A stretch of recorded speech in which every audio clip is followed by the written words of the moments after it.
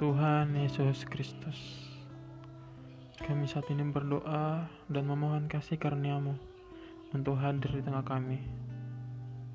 Saat ini kami hendak memulai ibadah. Kiranya Engkau senantiasa memberikan pernyataan dalam ibadah kami, sehingga hati kami tertuju kepadamu. Bawa kami mengerti firman-Mu Tuhan. Lepaskanlah kami dari pergumulan tahun ini Tuhan, yang sangat banyak Tuhan. Engkau tahu jalan keluarnya, dan Engkau biarkan kami dan menolong kami Tuhan. Biarkan hati kami terbuka dan menerima perintah-Mu. Terima kasih Tuhan, di dalam nama-Mu kami berdoa. Amin. Shalom. Saudara-saudari yang dikasihi Tuhan Yesus Kristus, memasuki tahun baru 2021, rasanya seperti kita meninggalkan suatu masa dan waktu yang penuh dalam pergumulan di sepanjang tahun 2020 lalu. Dari COVID, kemungkinan terjadinya World War III, resesi rupiah, serta Omnibus Law, dan yang lain tentunya. Kalau yang jomblo-jomblo ini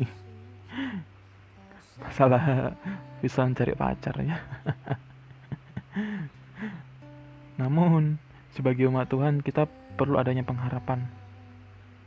Ya, walaupun kita melalui pergumulan, tentu kita harus tetap membuka jalan dalam lembaran baru untuk tahun-tahun berikutnya.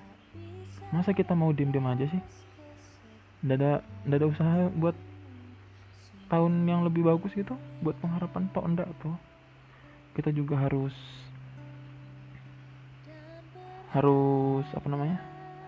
harus yang jadi lebih baik tentunya. Lalu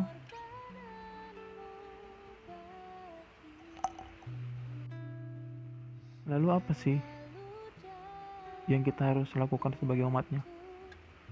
Ya tentu saja sebagai umatnya kita harus berharap dan berusaha serta berdoa untuk tahun-tahun baru yang akan datang, diberikan kemudahan dan lain-lain tentunya.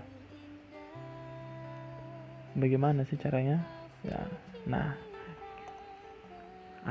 ada kunci ini dalam 1 Kolose 1:27. Sebab itu kamu harus bertekun dalam iman, tetap teguh dan tidak bergoncang, dan janganmu digeser dari pengharapan Injil yang telah kamu dengar dan yang telah dikabarkan di seluruh alam, di bawah langit, dan yang aku ini, Paulus, telah menjadi pelayannya. Nah, dari sini kita paham kan?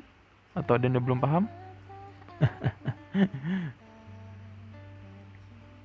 Apa sih yang harus kita punyai untuk tetap berada di jalannya, untuk tetap punya pengharapan, untuk tetap menjadi pribadi yang baru dan meninggalkan pribadi kita yang lama? Tentu saja dengan iman. Apalagi iman itu sendiri timbul dari pendengaran, Roma 10:17. Nah, pendengaran, firman yang muncul dari pendengaran. Berarti kita harus baca Alkitab yang diberikan Tuhan dong, supaya timbul adanya iman, supaya timbul ketakutan kita kepada Yang Maha Esa. Lalu, apa alasan kita untuk membaca Alkitab? Ya tentu saja itu perintah Tuhan, seperti yang tulis dalam Timotius 4:13, yang berbunyi, sementara itu, sampai aku datang, bertekunlah dalam membaca Alkitab, dalam membangun, dan dalam mengajar. Bahkan dalam Injil, Alkitab dapat memperbaiki kesalahan, tingkah laku yang buruk, terutama di sepanjang tahun lalu. Kita baca di 2 Timotius 3:16. Segala tulisan yang diilhamkan Allah memang bermanfaat untuk mengajar, untuk menyatakan kesalahan, untuk memperbaiki kelakuan, dan untuk mendidik orang dalam kebenaran. Di dalam pengsaksian Alkitab juga banyak juga yang namanya pengujian, percobaan, dan sejenisnya. Allah menguji kita untuk dapat dibentuk menjadi sesuatu yang baru.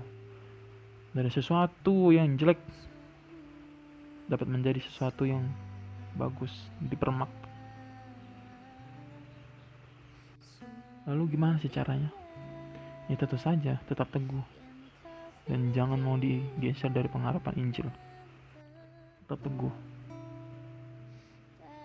dan biarkanlah ketekunan itu memperoleh buah yang matang, supaya kamu menjadi sempurna dan utuh dan tidak kekurangan suatu apapun.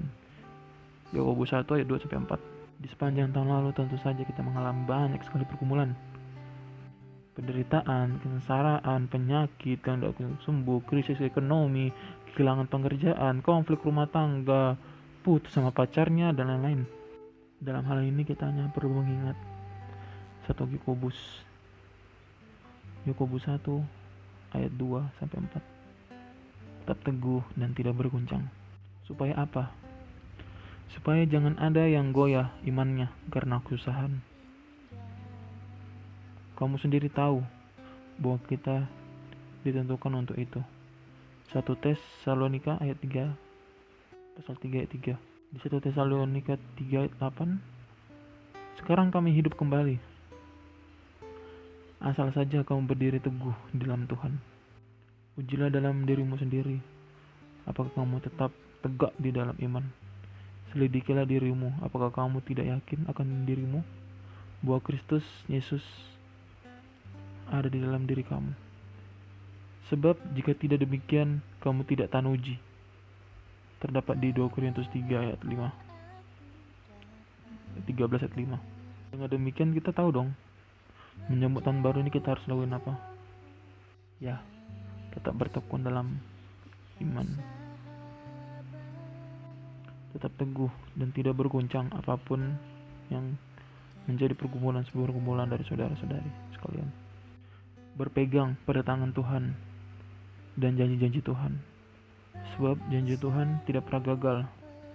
Seperti tertulis di Ayub 42 ayat 2. Aku tahu bahwa engkau sanggup melakukan segala sesuatu dan tidak ada rencanamu yang gagal. Ya, tidak ada yang gagal.